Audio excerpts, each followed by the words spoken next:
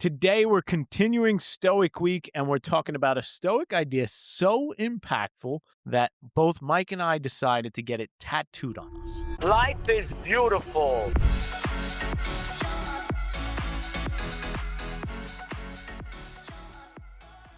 So, Mike, in 2005, Steve Jobs stood in front of a graduating class at Stanford and shared a habit that he said guided his life for decades. Talking about the commencement speech? Yes. Yeah, that's one of the greatest commencement speeches of all time. Well, I'm going to give you the sound bite, which is all you need to know from that commencement All speech, right. okay? Give it to me. I'm going to save you 15 minutes of your time.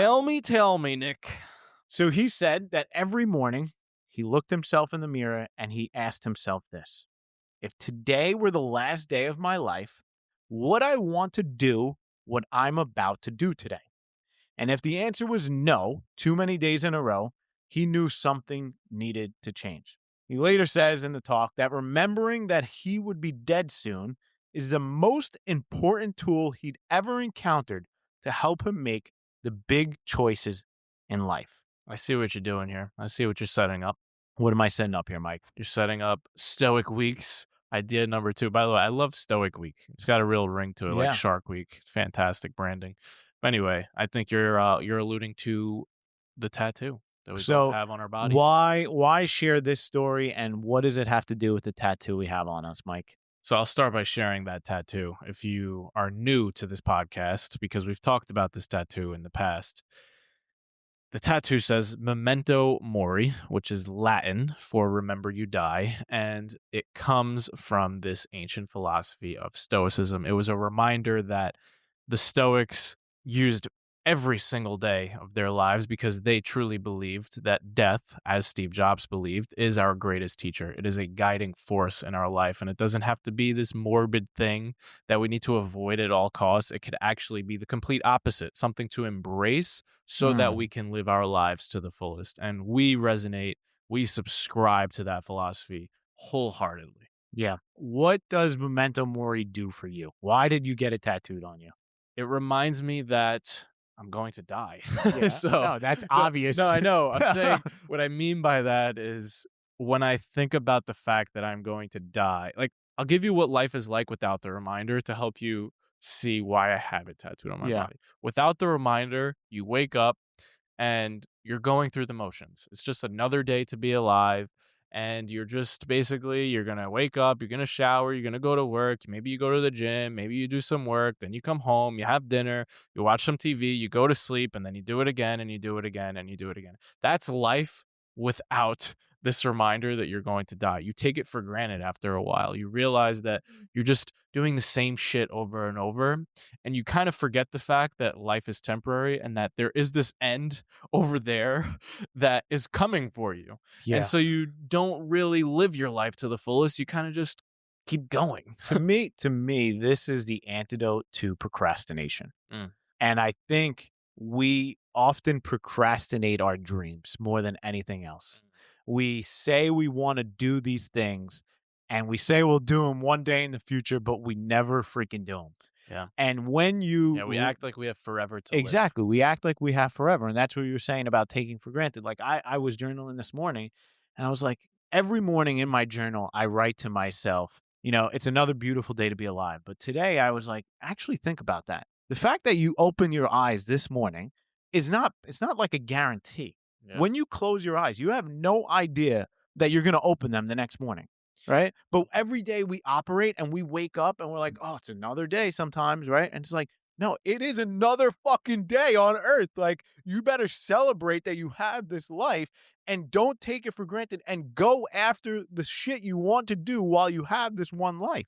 Yeah. I think going back to the Steve Jobs thing, I love what he says about, like, if I keep looking at myself in the mirror and I don't like what I'm doing in each day, like he's saying life is too short to not do shit that you really are called to do, to not do shit that you truly love doing, to not love your life. Like you literally only get one life. So you need to do the things that you actually want to do. Yeah. And Seneca, which is one of the famous Stoics, he has a quote. It's not that we have a short time to live, but that we waste a lot of it. That's what this is about, right? We're wasting life by not thinking about the fact that our time is precious. How does this show up for you in your life? Like, have you ever made a big decision because of this reminder? I think Like, has it ever pushed you to an 100%. uncomfortable place that you wouldn't Yeah. normally be pushed to? So, for example, our dream has always been to be on The Amazing Race, right? Uh-huh.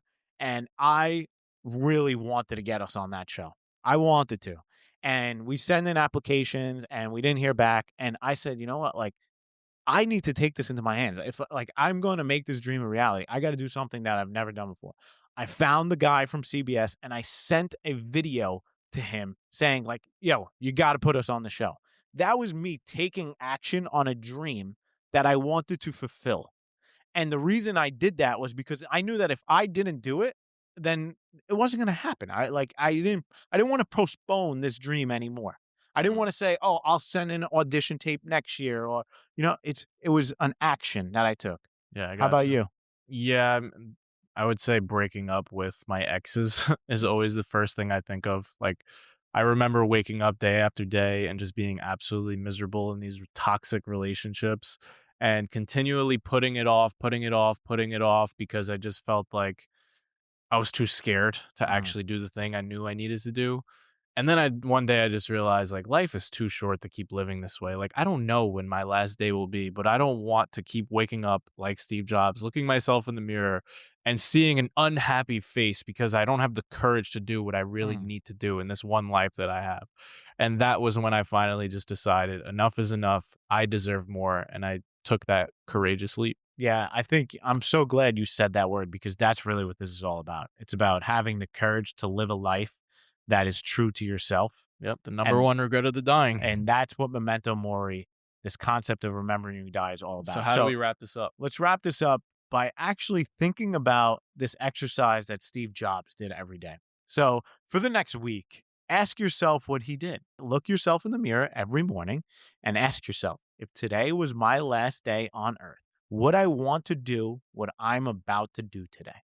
Ask yourself that for a week straight. Mm, And if the answer is no every single day, it's time to make a change. it might be time to make a change. I like it. I like it a lot. All right. Thanks for hanging out with us. That was day 2. Day 3 is coming tomorrow. Looking forward to seeing you. Love ya. Peace.